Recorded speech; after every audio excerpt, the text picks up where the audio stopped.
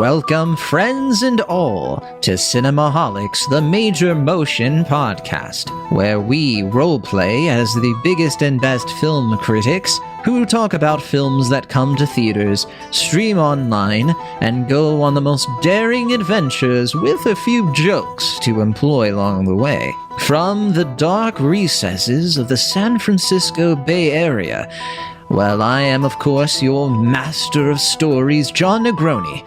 I'm also the film editor for a website called InBetweenDrafts.com, and rolling the dice on whether or not he should quit this podcast for good after having to deal with yet another one of my shenanigans. He hails from an enclave known as Pittsburgh, in the province known as Pennsylvania. He is a freelance film writer, a mercenary, more like. It is, of course, William Ashton the First. Boy, this is gonna be rough. It's gonna be rough. Well, that's right, because we have monsters and goblins and other film critics to contend with. Yeah, so I should preface this by saying I have played Dungeons and Dragons exactly once in my life. I was filling in for a friend of mine, my roommate, or now roommate, I should say, was playing at the table. His one person couldn't join them, so rather than reschedule, they just opted to put me in there, and I didn't know what was going on. I didn't know what to do. Do you know who taught me how to play Dungeons and Dragons? Because I never played until a few years ago, like 2016, 2015. Was it former co-host Maverick Hines? It was not former co-host Maverick Hines, however, he was involved. He was there. But no, Mike Overholtz, co-host with us of Mad Men fame. He taught me how to play Dungeons and Dragons. He's a bit of a Dungeons and Dragons like super fan. Like he has like the books and everything. And yeah, I mean, you could tell in our group chat he got a little peeved when you were talking some smack about D&D. Yeah, because I have been dismissively calling this film quote nerd shit, which I think is fair. But it's something that you and Mike and seemingly other people either don't agree with or don't care. I mean, I guess it's because you're employing the attitudes and approaches of like an 80s jock. Because I feel like, what isn't nerd, you know what? I mean, in today's day and age, come on, look around. I would say more jokingly like a 50s kind of jock. But sure, if you want to give me more leeway and say an 80s jock, I'm fine with that, yeah. At least with 80s, you have Revenge of the Nerds. D&D is like in the height of its popularity. I think D&D started in the 70s and then blew up even more and more. Like there was the Satanic Panic. Sure. But of course, we're not gonna do a deep dive, a documentary style discussion of Dungeons and Dragons, the game. That would make it. I think when it had the Satanic Panic, that was when it was actually at its potentially coolest, because it was like, oh, like people think counterculture, yeah, people think this is like demonistic and satanic, like as the name would suggest. So yeah, I mean, I think that's actually when it was cool. Now it's just the culture. I can meet you halfway, where it's like it was cooler maybe when it was more underground. It was a little bit more like you didn't have the internet, you didn't have all the bells and whistles. Like now it's commoditized in such a way. Yeah. Whereas in the 80s it was a little bit more sort of like you're really bucking the trend. You're outside the mainstream. Sure. Now it's basically mainstream, but the plus side of that is people make D&D out of all kinds of things. You can find D&D like remixes of things, like people do Harry Potter D&D. I created an Incredibles D&D once. There's a One Piece D&D. Like people just sort of take and run with it. I think since the 80s, there was one for sci-fi. So the format is something, of course, that the medieval fantasy stuff predicated. Sure. And lives on. So I would say people are like, we live in a great era if you're a fan of this type of storytelling or this type of gameplay. I think I remember you, because you tried to do the Incredibles thing during the pandemic, right? Like the height of the pandemic. Yeah. I remember you tried to get me on that, and I said, absolutely not. And look, you know what's funny? You know what's fun about Dungeons and Dragons? And it ties into the movie. I know, but I think what people like about it, so I can share with you, so you can get a little bit of insight. I don't know if people have really given you the time of day on this, but it really is one of those things, like what makes it addicting, like what makes you sit down and want to play it for 4 to 8 hours or however long. Like when I was playing with Maverick and Mike and them, we played like for long stretches because your imagination does so much work. it really is like the style of this movie. It's like a make it up as you go along kind of thing, where you're really just going from thing to thing. You never know what's going to happen next. It just feels like anything can happen. And it's just sort of fun having that creative exercise with friends. It's like a catharsis of like creativity and like thinking on your feet and that thrill of playing a game all kind of mixed into one. That's what's fun about it, at least for me and a lot of other people. Oh, no, I mean, I actually have several friends who have played or do play Dungeons and Dragons, including my roommate, who I believe is actually playing it right now. Hell yeah. In the other room. Your roommate is more like me, and every time I hear about this person, just, fan of anime, like, yeah. No, I've heard plenty about Dungeons and Dragons. My counter is I just genuinely can't care. Like, I'm talking the game. I'm the movie I went in with. Well, I get it. You can't get immersed into it, which, of course, if that doesn't happen, then it's got to be extremely boring. I just don't really care about Renaissance fantasy. It's the one genre that, like, I just can't get into. Like, the only exception would be Lord of the Rings, which I actually do like a good bit. Okay. Everything else, and to me, I mean, I think that's just because it follows like the traditional like hero's journey. You actually kind of get, like the classic like Hidden Fortress, idea of like, you're kind of following it from the low man up. Yeah. Then hold on. Okay, so if that's the issue, if it's that you can't get sucked into the setting, actually, well, no. Then the truth is actually with that one is more just Peter Jackson's vision. That's what I find really fascinating. And look, yeah, we've had this conversation before regarding like Game of Thrones and things like that. It's just not your cup of tea. But what you said, like, if it's not, then it's not the game itself. It's not the style of sitting down and like creating a character and doing all of that. Because you said no to my Incredibles one, of course. But would you have said yes to one that you were interested in terms of the setting? Like, is there a setting you would be? No, I don't care. What if there was a Charlie Kaufman Dungeons and Dragons? Would you do it? Okay, well, that would be a little interesting.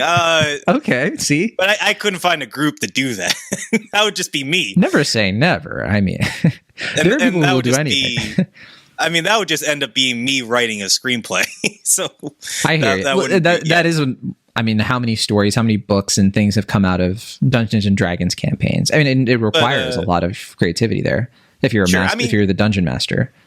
Snarkiness and sarcasm aside, I can see the appeal in the sense of like you're given this template to be in this world and you get to control it. Like you get to do whatever you want. It's the same with video games in a lot of respects. Like it's the idea of like having this sense of like grandeur and like being transported with your friends and kind of making up, as you said, as you go along. I get that in that respect. But it's interactive. I just don't really. Yeah. Sure. I personally, it's not my thing. And when I played it the one time, all I did was go to the ale house multiple times, partly because I didn't want to mess up my friend standing and I didn't know what was going on. I didn't know what I was going to do if I took the wrong step or rolled the wrong number or whatever. But also I just to me, I just don't really have any interest in the adventure aspect of it. The high, lofty, fantasy elements that you're referring to. It's just not for me personally. But I will say I did go into this with an open mind. I knew it wasn't going to be tailor-made for me. I mean, I knew that going into it, but I was like, okay, I'll at least give it a shot.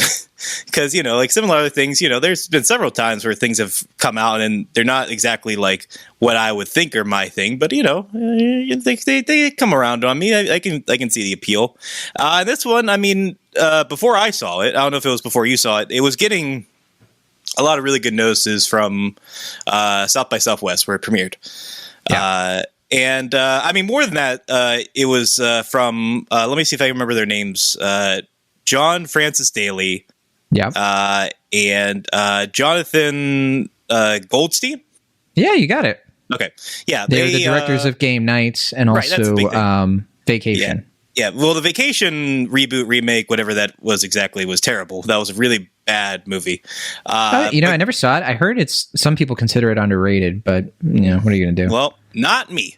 I wasn't really a fan of their work prior to, because I didn't like the Horrible Bosses. I was going to say the movies, but I only saw the first one. You were a fan of Spider-Man Homecoming, which they worked on.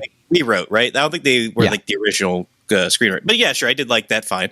But yeah, Game Night to me was like such a surprise in the sense like not only did I find it to be very inspired, very creative, engaging ensemble dark comedy, but it had cultural impact. I mean, people make the Frito-Lay joke all the time. Yeah, but it's like a genuinely like well-directed, dark comedy. Like it's like, you know, very inventive, it's playful in its direction. And it's very easy to see why Hasbro, you know, maybe being very literal in this respect, saw the directors of Game Night and we're like, hey, we have a game.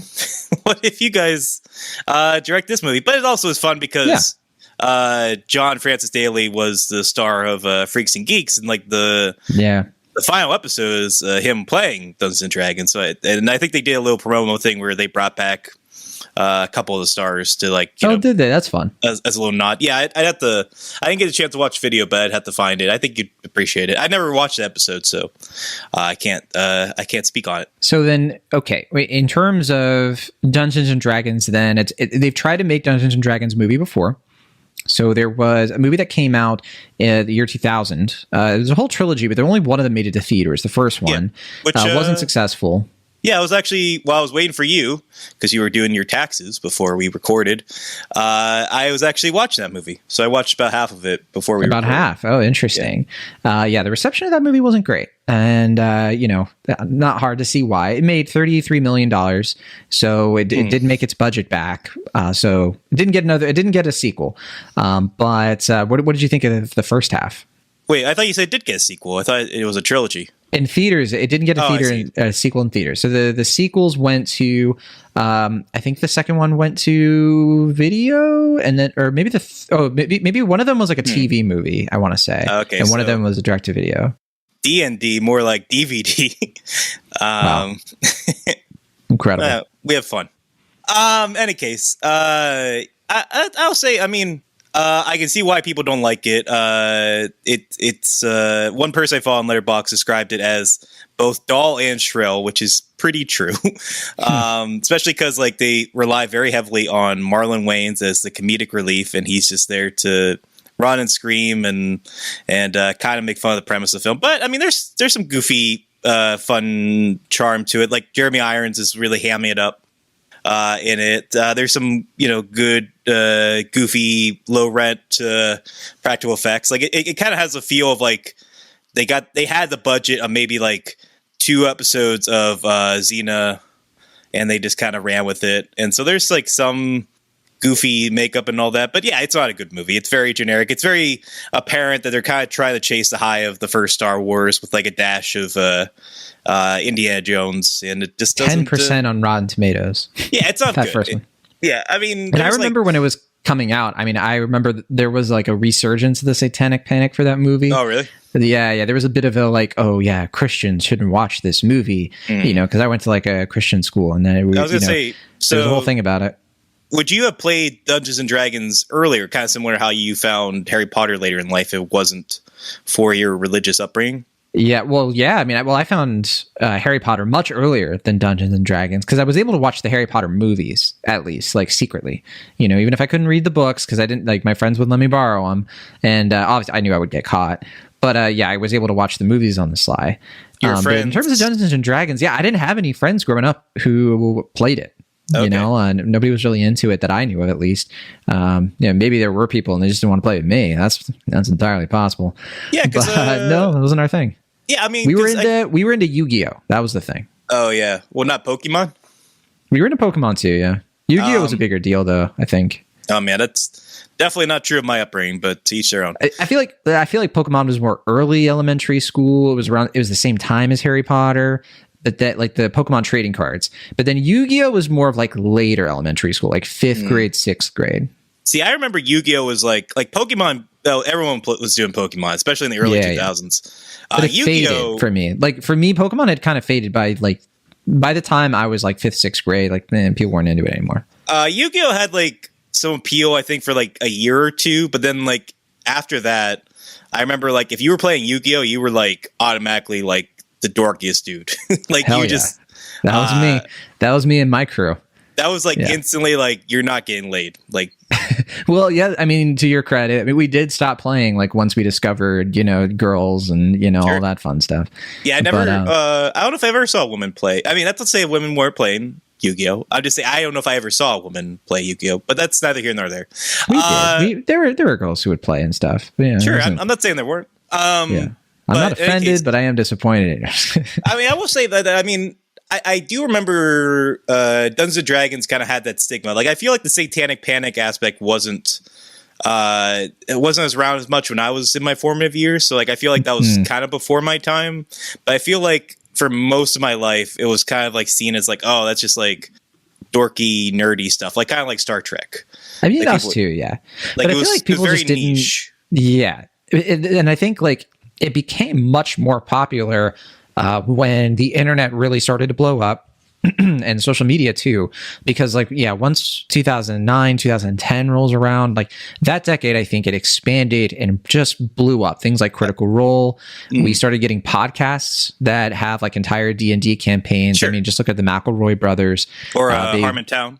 Harmontown was like the first one that I ever really came across. That Community episode in, I want to say 2010, 2011, where it's a whole Dungeons and Dragons thing. I mean, I didn't even know that that's really how you played Dungeons and Dragons until I watched that episode. Like, I didn't fully understand how it worked until I watched that as like a 19-year-old, being like, oh, you just kind of sit around, huh? I thought you like read a book or something. I didn't get it. Like, I think Dexter's Laboratory had like an episode where they had the die or something, and it just kind of blew past me. I don't know. But that certainly, like, once Community kind of covered it, it sort of gave it a permission structure. Like, people started to be like, oh, adults can like really be, this isn't just for kids and teens. I think was more of the stereotype.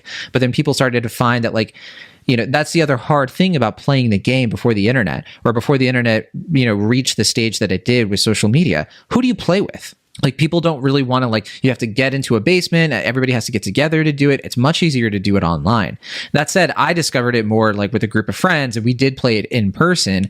I've tried playing it a couple times online, and it just doesn't have that same, like, I don't know, for me at least, like that same energy where I want to keep doing it. It felt a little bit more fleeting when I tried to play with like strangers from other places. Sure. Yeah. I mean, and not to say that there was a precedent for that. Like, I think, I feel like for me in my formative years, like World of Warcraft was the thing that kind of took over the Dungeon and Dragon craze in the 2000s.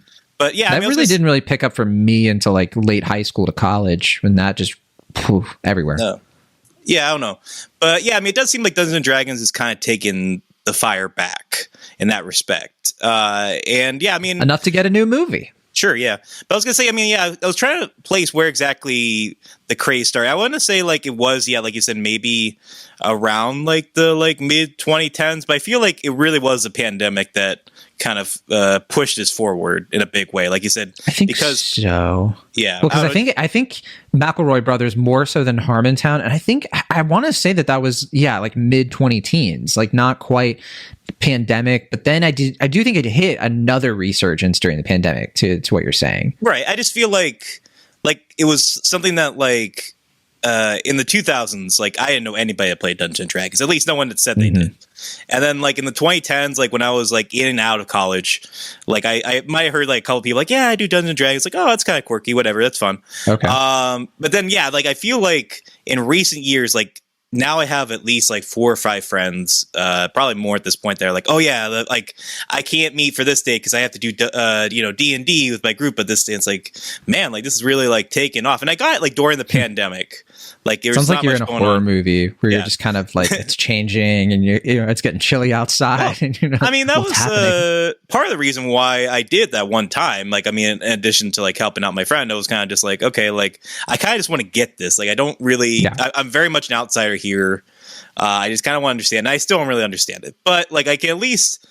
Like theoretically, I can see the appeal of this for sure. I mean, it does seem like it is kind of taking off in a big way. But yeah, enough so now there's a new film. It makes sense that like enough time has passed from that first one that people don't really remember it, or they remember it very like snootily, just like, oh yeah, like we don't talk about that movie, yada yada yada. Yeah, I think too, it's really a great time to release a movie like this. If we can kind of pivot into the review here, because I feel like if they had done this, a movie like this only really works when fantasy is mainstream mainstream enough that people can watch it who don't know what Dungeons and Dragons is, but because they do know Lord of the Rings, they do know Game of Thrones and The Witcher, they can kind of watch this and catch the gist of like the fantasy tropes that's being played for laughs. Because this is a comedy at heart. It's an action comedy, emphasis on the comedy. It's the game night, guys, what you expect. Yeah, I mean, I was gonna say, I mean, it was more of a comedy than I expect, only since like I thought I remember they were like initially when it was announced that they were going to do it, everyone was like, oh, it's going to be like a big goof. And they were like, no, we'll take it a little serious. Like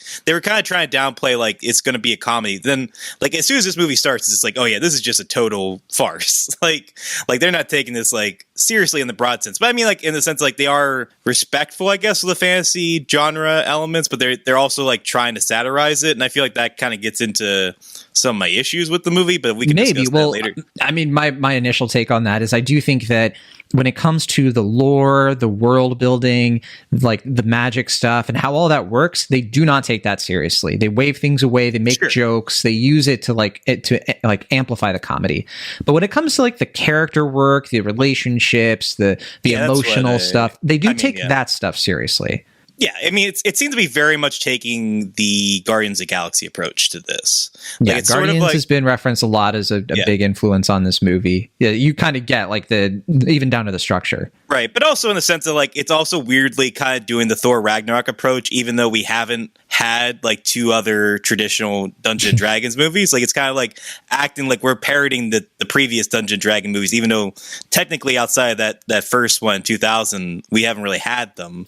I think that's why, like, and the reason I think this movie is working for a lot of people is I think that it doesn't need other films like in its own space. It has Lord of the Rings. It has things like Baldur's Gate and Neverwinter, things that it references, like you know, for the people who know those references and Easter eggs. Yeah, and then I mean, it's funny though you mentioned it because I was just thinking like, man, that 2000 movie came out probably at the exact wrong time, right? Because it did, after the 80s, you know, craze or whatever, the late 80s, early 90s craze, or even the 70s. But then like just before Lord of the Rings, kind of like gets people excited about fantasy. So yeah, they really timed that one poor. But I will say, to their credit, they definitely planned this one much better for sure. And yeah, it was hard to release any kind of competing thing like a Dungeons and Dragons when Lord of the Rings is at its peak and people are getting sick of it. And then people with Game of Thrones, they were kind of getting sick of it. But I feel like enough time has passed. We haven't had like a major fantasy, like everybody is watching this type of show or movie, unless I'm forgetting something. Like the major one that people thought that might be the case is Wheel of Time, which, you know, is a show like that people are watching, but it's not like a big phenomenon. It's not something that a lot of people know about.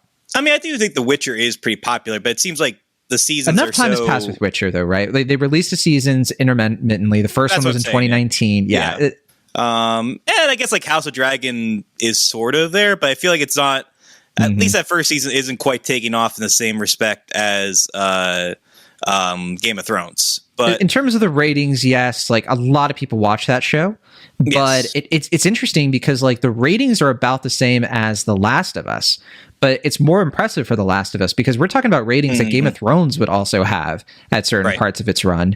And Last of Us kind of came out of nowhere by comparison, a video game adaptation, of course, but it started off with like much lower ratings, like higher ratings than expected, much lower than House of the Dragon at its peak. But by the time Last of Us finished, it had the word of mouth, it had the buzz and the cultural impact to be neck and neck almost with House of the Dragon, which is super impressive.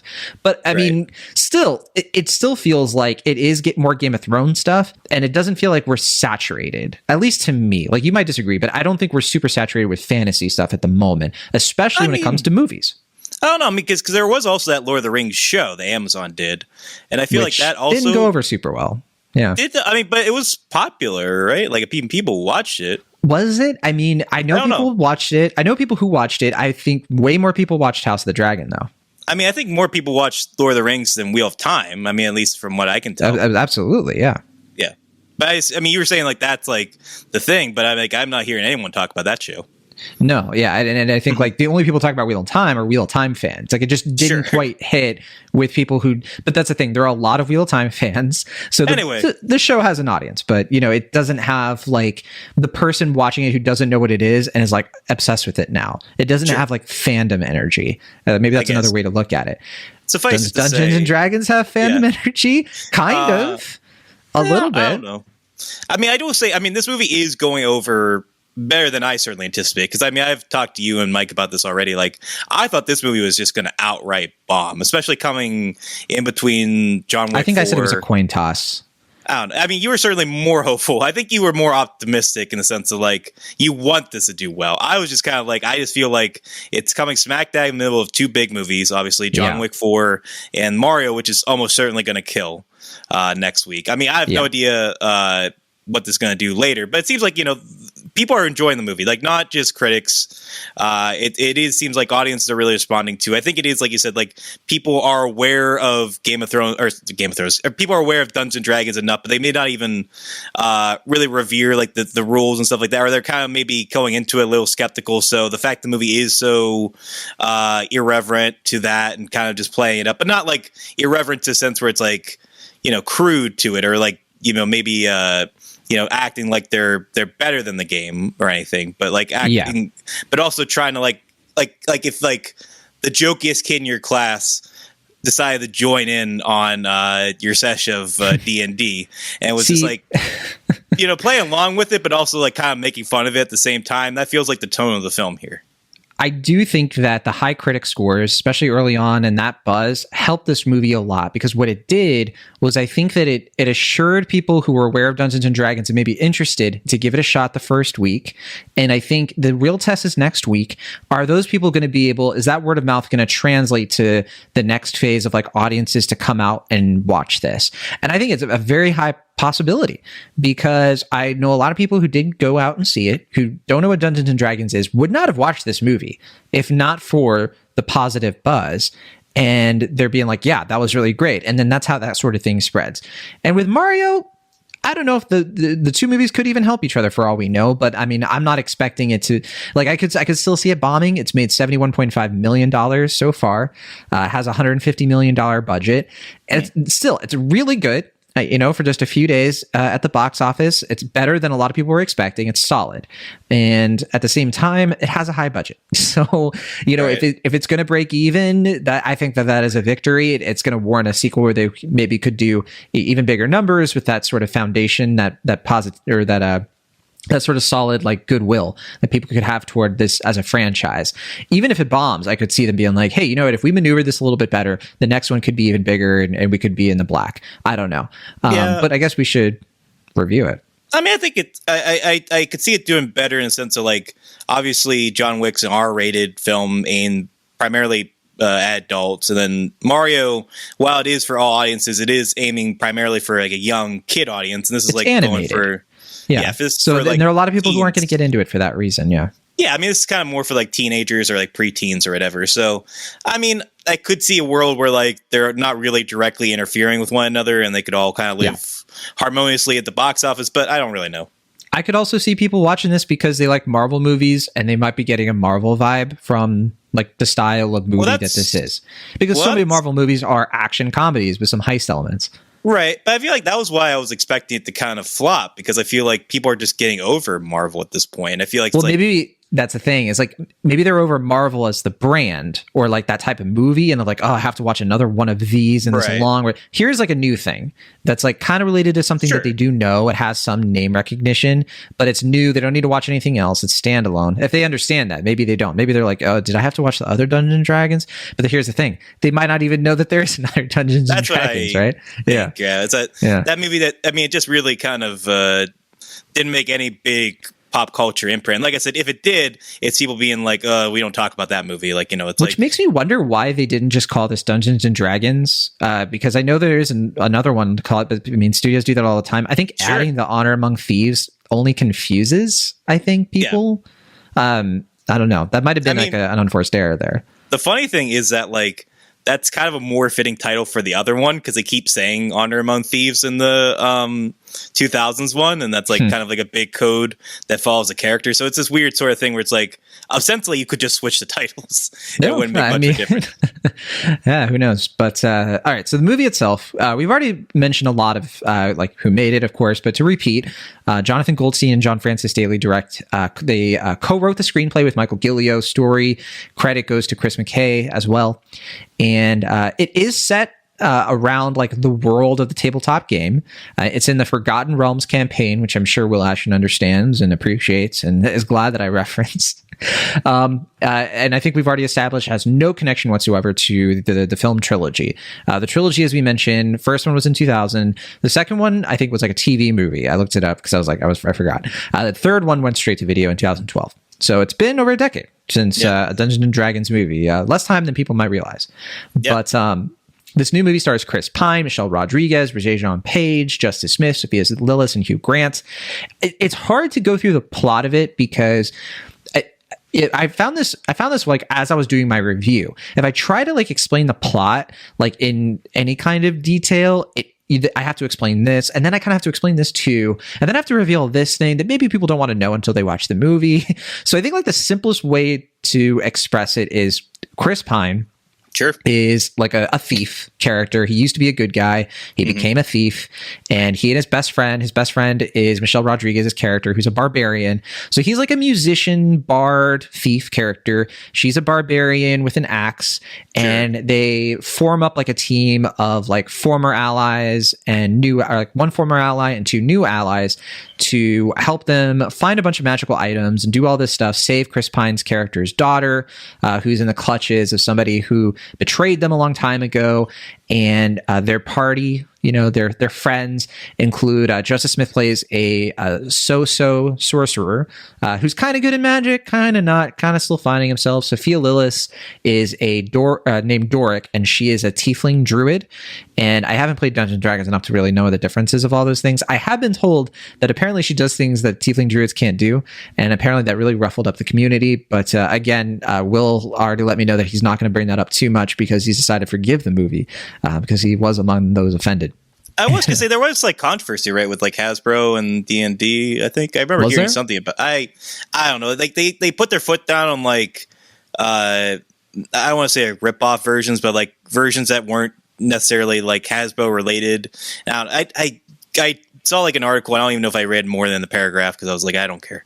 Okay, I'll say this. Look, the thing that I don't like about this movie is that when it does come to the plot machinations, how they get to things, what they're doing, it is a little bit like I know they're trying to mimic the game and be like, oh, we're kind of improvising as we go. It gets a little frustrating at times. There's a lot of like, oh, we got to go find the thing to do the thing, and they try to lampshade it. They try to be like, we know, we find it funny too, and if they had done that once or twice, I would have been fine. They do it like 5 or 6 times, and eventually it gets a little old. I think the villains in here are not that interesting. I think like Hugh Grant is kind of like smarming it up, but you can kind of tell he wasn't really sort of like filming a lot of this movie. He's not in this movie that much, and the rest of the villains are just kind of one note. Where this movie does have me is I think the comedy is there. I think it's hilarious. I think that they are always finding funny, like not just jokes, but actual like settings, like things that are like funny by construction, which does reek of like what they did with Game Night. I think most people will look at a particular sequence involving like undead zombies. They're just really fun. It's kind of like what D&D is about. It's just put us in like a weird situation, and it's just talking to characters or trying to like figure things out, but then making logic mistakes and stuff like that. I think that's where this movie hits its stride. Where it doesn't hit its stride, also I'll say too, like the effects are a bit shoddy. It's charming enough because it's not taking itself so seriously that like you expect the effects to be great. But I do think that some of the action here is good. I enjoyed some of the set pieces, and I think that they kind of got that down.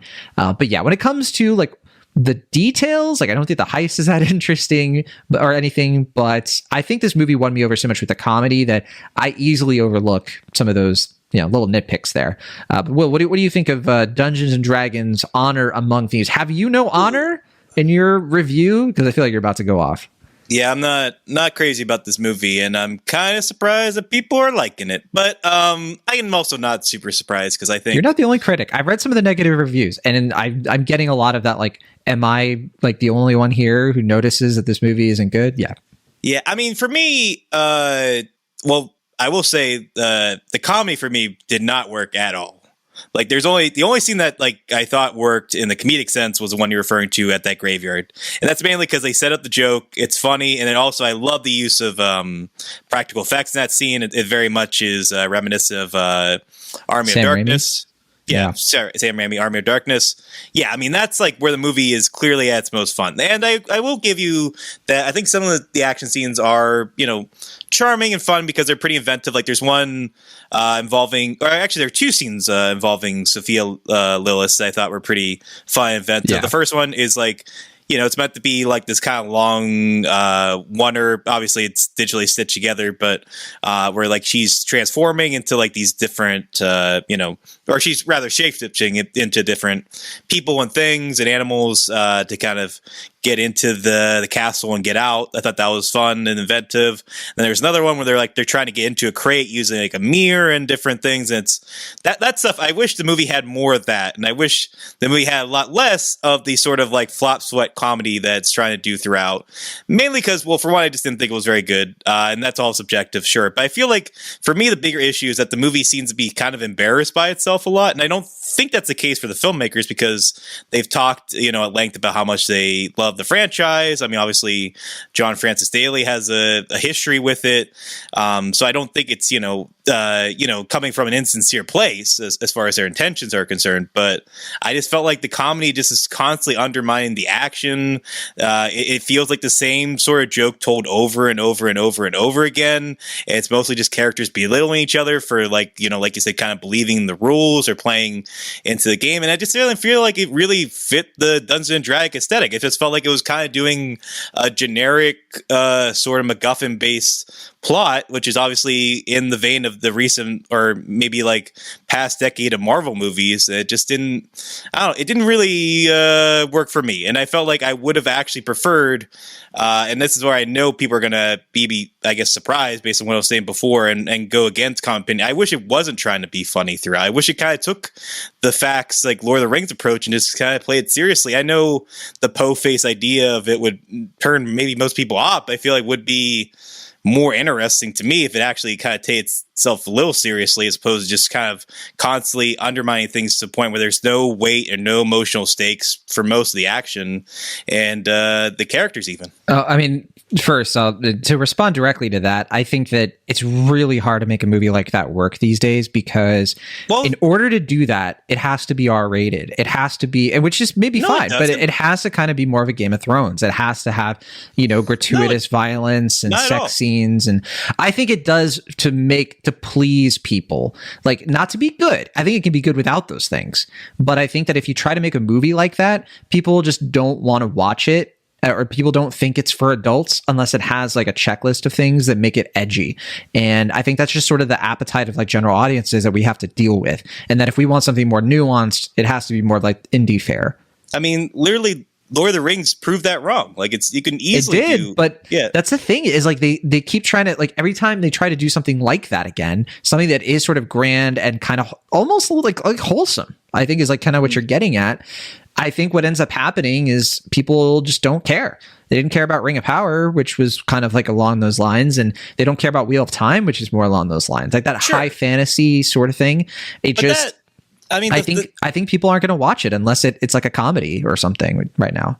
I mean, maybe that's true. I don't know. I'm just saying that I think Dungeons and Dragons has the advantage, though, obviously it has more cultural awareness than Wheel of Time. And then I think the Amazon Lord of the Rings series is always going to be sort of hindered by the fact that people are always going to compare it to the Peter Jackson films. Like it's never going to be looked at as its own thing.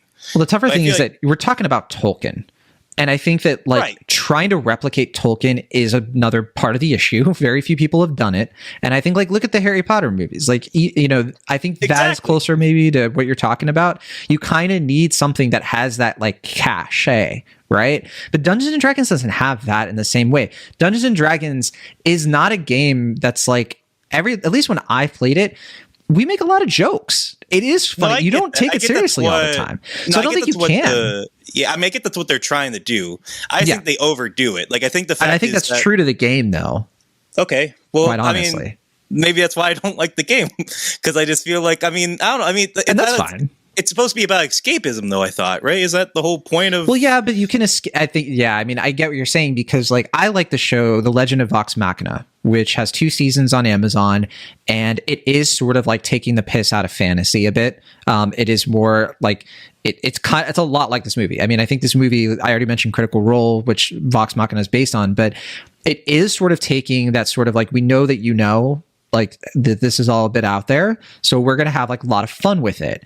And I mean, maybe the balance isn't quite there for you, which I understand. But the thing I most vehemently disagree with you about is I don't think this movie is ashamed of itself at all. I don't think because it's cracking jokes and having fun about this stuff, that means it's ashamed.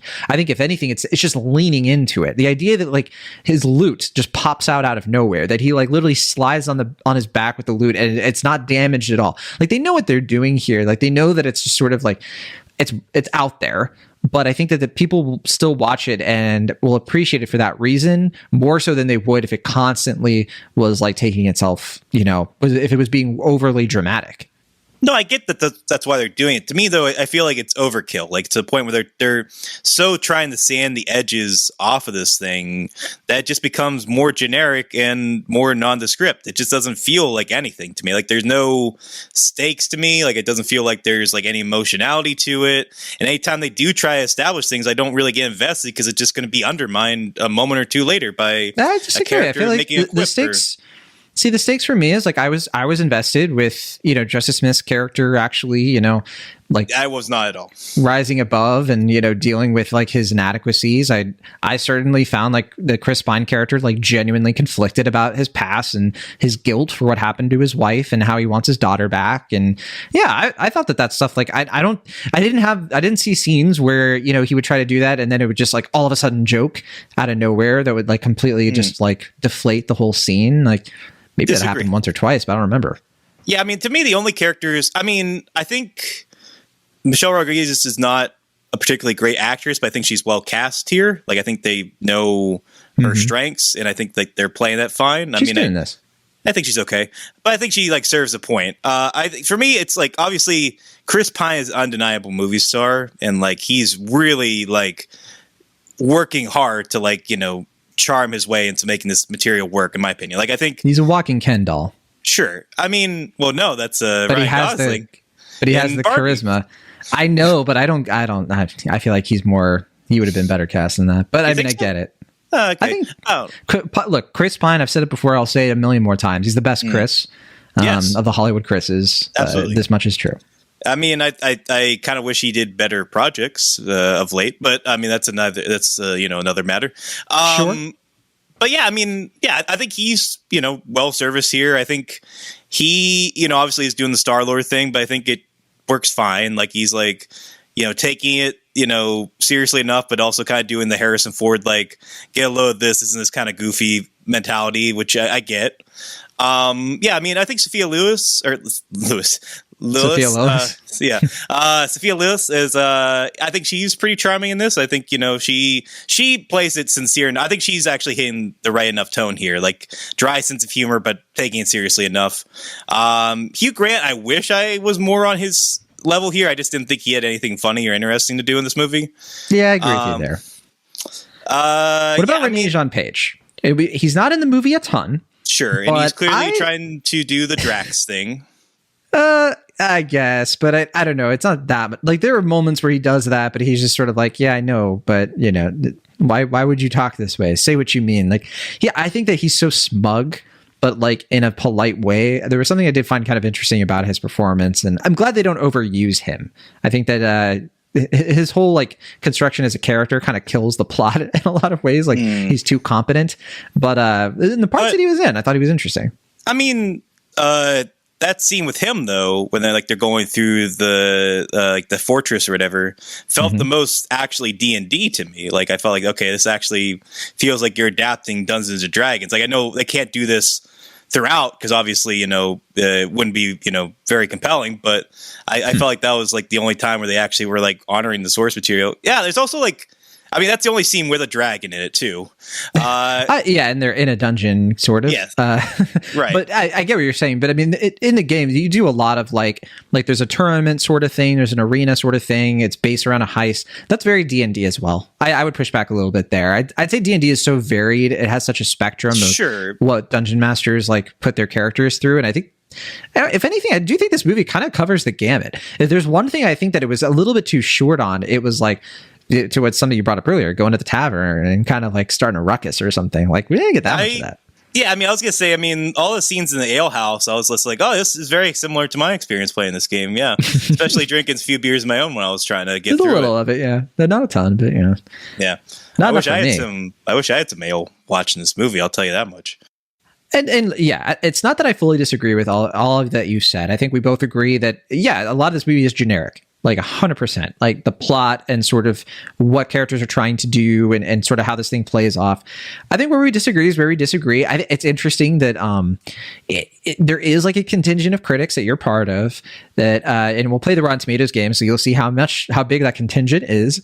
But they're saying the same thing as you, and it is interesting to me that divide. And I do think it does come down to like if you like the comedy as much as I do or close, I do think a lot of the stuff that you're finding in here maybe just isn't that big of a deal. I don't know. Yeah, I don't know. I will say, the thing I probably appreciate the most is that they do actually kind of work around, like, it is a pretty big budget film, but it's not like as big as, like some of the $300 million productions that we've gotten of late. So they do a fun mix of like actual CG effects and practical effects. And I think all the practical effects are a lot of fun. Like there's a scene that you're referring to with the Bridgerton guy where he's like helping like some like lady get like or what was it, like a whale or something, like have like a cat person. Yeah. And this is Regé-Jean Page. He was in Bridgerton, for people who don't know. Yeah, I never watched Bridgerton. And I will say him next to Chris Pratt, it felt very apparent to me like, okay, Chris Pratt is a movie star. This guy is a TV star, but not. I mean, his performances is fine. He's deliberately trying to hold back the charm or whatever. So I understand, but yeah, like stuff like that. And obviously, I mentioned the graveyard scene, which was obviously where it felt the most Raimi-esque. I was like, okay, yeah, sure, I'm fine with this. And obviously, I love Army of Darkness, so if it had that tone, I'd be all about it. But yeah, I mean, maybe they were trying to go for that and it didn't work for me. But yeah, I don't know, wasn't my thing. I'm sorry to say. No worries. Yeah, it's understandable, if anything. And yeah, I wasn't expecting much. I wasn't expecting you to like this much, but yeah, I went in. I honestly went into this hoping for the best. I wasn't like, of course, but like we could both be honest and be like expecting the best, but like being aware of like the chances aren't great. you know? It would have been an uphill battle even if this was under the best of circumstances. I'm not sure why the budget is as big as it is. You do have big names in this that obviously contributes. I think they shot in a bunch of places, Iceland and Ireland. Right. I think there are a lot of special effects, even if not all the special effects are that great. I think this movie won't age super well with the CGI, but I think that's okay. It's not the kind of movie because it's got sort of that Monty Python, like, it doesn't need to be flashy for you to like it. Yeah, and obviously with the practical effects, it seems like it's kind of going for that 80s vibe anyway, so it makes sense. Yeah, it's a little rough around the edges, but that kind of fits the movie's vibe. So otherwise, I'm not sure, but yeah, I think that if they do make another one of these, they might get an even bigger budget, or might try to like kind of do the same thing, but like maybe get more out of the budget than they did the first time. Who knows? We'll see what happens. But so far, it definitely is looking kind of interesting because I know that they were also talking about doing a spin-off show kind of related to this where they may be doing sort of this plan might get killed, honestly, because they were talking about doing this like when Disney Plus and like where we had more of the Marvel thing where like Marvel's putting out shows and movies. I think some of that shine has kind of really evaporated with Marvel and Disney. So I don't know if it'll still happen, but they kind of want to do the same thing for Dungeons and Dragons. Who knows? I'm not sure if that's going to happen. Well, Daley has said that they didn't have an intention to make a sequel when they came on board to make the movie, but if they did come back to do another movie, they would continue with these characters. Yeah, I don't know. I should preface, I guess this is Paramount, not Disney, that is involved with this. But yeah, I mean, it seems very... Yes. And they do have they do have their own streaming service, but they've also had some issues. Sure. Halo wasn't the big hit that they wanted it to be. Did that get canceled? Did it get canceled? I don't know. Double check. I have no idea. I wouldn't be surprised. It's a super expensive show, and people didn't watch.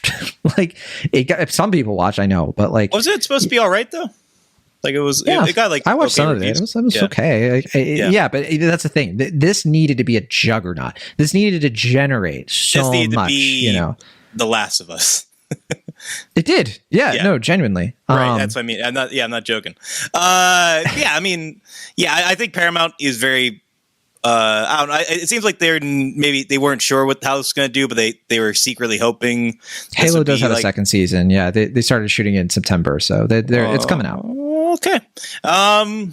Yeah, but I mean, I think they were. I think secretly hoping this would be a franchise starter, and maybe it will be. I have no idea. Who knows? But yeah, I don't know. It's not what I'm really eager to seek out. But we did talk about it more than I thought we would. That's for sure. Yeah, we had some goofs. We laughed about. I'm sure Mike somewhere is screaming his head off. Lane. Yeah. Okay, let's play the Rotten Tomatoes game. And I think you said you have been spoiled on a couple things for the movie. I feel like at one point I heard the cinema score, and then I know early on I saw the RT score someone posted on Twitter. But I don't know if it's still that. So, I mean, I'm still going to be making genuine guesses. So we'll see. There you go. Yeah. I mean, it was probably around like South by, right? There was not a lot of reviews out. So, yeah. All right. Well, on Rotten Tomatoes right now, we have 219 reviews counted.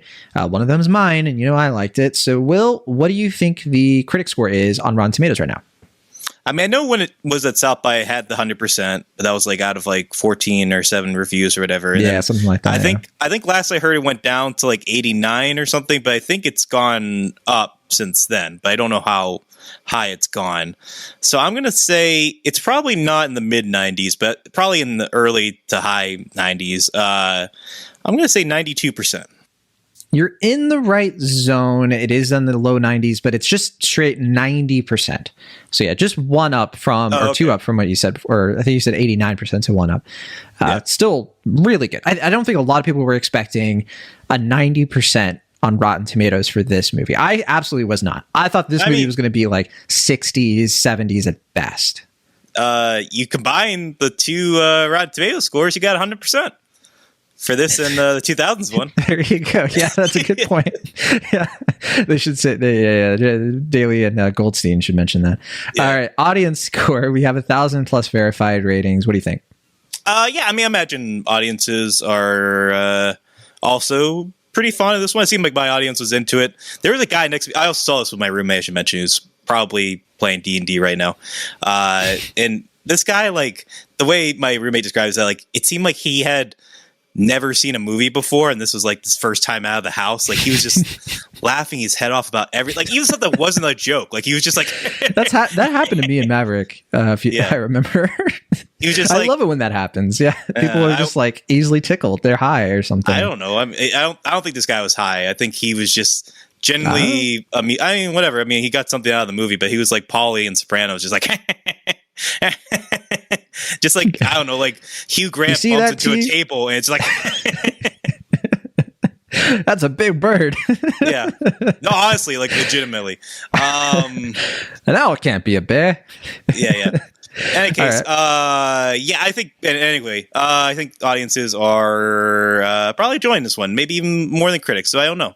In any case, I'm gonna say 94%. So close, 93%. But more importantly, did your roommate like it? He liked it a little bit more than me, but not too much. He definitely agreed about the comedy. He thought that it was trying way too hard. He's been living with you for too long, and your comedic sensibilities have rubbed off on him. Yeah, he was. I mean, we were just kind of both silently watch this movie for most of it. I think I might even laugh maybe a little bit more than him because I was actually getting some laughs out of the. When you told him that I really liked the movie, did his respect for me, if any, plummet even further to the depths, like in this movie when they go to that dungeon? No, because I told him before the movie, so it made him interested to check it out. Oh, I see. So you raised his expectations. Thanks a lot. Yeah, yeah, sure. So cinema score. Let's see. Cinema score. I heard. I think it was like an A. I don't know if that's true. I'm going to say A minus. Oh, good call. It's A minus. Yeah, I don't know why you heard A. Maybe you didn't see the minus. Who knows? A minus cinema score. Really great for this kind of movie, especially a movie. Yeah, again, that like some people would just write off as nerdy or whatever. People are kind of like, yeah, I liked it, but okay. A Letterboxd, the true test. So we have 55,000 watches on Letterboxd. Not a ton for a franchise movie like this, but not bad. And then we have, let's see, our average rating 0 to 5. What's your guess?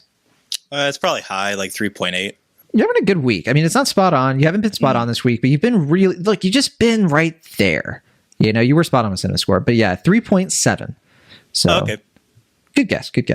Cool. And I mean, I'm looking at people I know who watch this, and mostly like 3s, 3.5s, your stray 4 or 4.5. In terms of friends of the show, I don't really see, like, Kimber Myers gave it 4, which I'm happy about. Aaron Dicer gave it 4.5, friend of the show. And Matt Serafini, he did the heart, which that's all I need to know. I'm rushing to the theater when Serafini puts the heart, my heart beats. I didn't know he saw the film. I mean, it seems like the people on my timeline are not like low. Like, I mean, the lowest one's probably like 2 stars, but not like terrible. It's like a mix of like 3s, 4s, 3.5s, 2.5s. It kind of runs a gambit. So, yeah. I didn't put stars. I'd probably put 3.5. Yeah, I'm certainly 2.5 on it. So, how sad. I gave it maybe more than 3.5. I gave it an 8 out of 10. But I was a little excited, I was having fun, but it's not quite a 4. So it depends on how you translate. But anyway, that's Dungeons and Dragons. Your classic, like 3.5 out of 5. Mm-hmm. Yeah. So there are a few other movies that came out this weekend, and we didn't see all of them, but there's Rye Lane, which I really want to see, 1001, which I really want to see that's out. I did see Tetris, and I like Tetris. So I thought it was cool. It is funny there are 2 gay movies that came out this weekend with both. And then Tetris. Another one this next week. I'm seeing Mario tomorrow. Oh, yeah, that's right. Yeah. And Tetris, Tetris was solid. It was cool. Different from what I expected, but, I heard there's it was also kind of boring. There's also wait, what, you thought Tetris was boring? No, I just heard it was boring. I heard it's like a lot of boardroom meetings and stuff. Parts of it are kind of boring, especially if you go into it expecting something else. I could see that, actually. I mean, I don't know what people expected. Like, were they expecting to be like Pixels? I don't know. But also, there have been like a lot of product movies. Like, I did see Air, which is coming out pretty soon. Next week. Which is quite good. Good movie. I'm excited. Yeah, I'm certainly more excited for that than the new Mario Brothers movie, though I'm probably going to end up seeing Mario first. I'm excited to see Mario. I'll talk about it in the review because I'm a massive Mario Kart fan. I love Mario Kart. And the fact that there's Mario Kart in this movie is all I need to know. If they get that right, rest of the movie could be terrible. When are you seeing that? I'll still be happy enough. When? What? Yeah. When are you seeing it? Oh, tomorrow night. One day. Oh, wow. La-di-da. I'll let you know what happens. I know it already premiered. Some people saw it, and I haven't looked at any of the reactions, so I don't know. I don't know how it's doing so far. Yeah, I haven't seen any reactions yet. I've been too focused on the reactions to Beau Was Afraid, which have been tremendous so far. Oh, I did forget about that. I missed my chance to see Beau Was Afraid this weekend. I'm really regretting it too, but sure. Hey, when you got stuff going on, you got stuff going on. But yeah, also that reminds me. We didn't mention the critic thing that like David Sims gave us like 5 stars or whatever. Like, what the hell? Wait, that was crazy. David Sims gave what 5 stars? Dungeons and Dragons, like 5 stars. Like, it was crazy. No kidding. Like, I was like, David Sims, that grump? Yeah, I was like surprised. I see it right here. Yeah, that's nice. I'm glad he liked it. I don't know. Yeah, sure. Yeah, I mean, glad somebody got. I mean, I'm glad people are getting stuff out of this movie, but I mean, yeah, I'm out of the loop on this one. It's okay. You're a little befuddled, but it happens. I'm away from the table. I'm at the I'm at the other side of the room, drinking my ale and just shaking my head, looking at these nerds playing this playing Tetris on your phone. Sure. All right. That'll do it for us this week on Cinemaholics. We'll be back next week, I think, to talk Super Mario Brothers and maybe something else if we do have the time and we're able to see one of these other movies I mentioned. I hope we can squeeze that in too. But in the meantime, from New York to California, I am John Negroni. You're not going to do that British voice again? Oh, you're right. I should end it the way it began. From, of course, the internet, California, I have been your dungeon master, I guess podcast dungeon? I don't know. John Negroni. And from Pennsylvania, I'm Washington. See you on the morrow.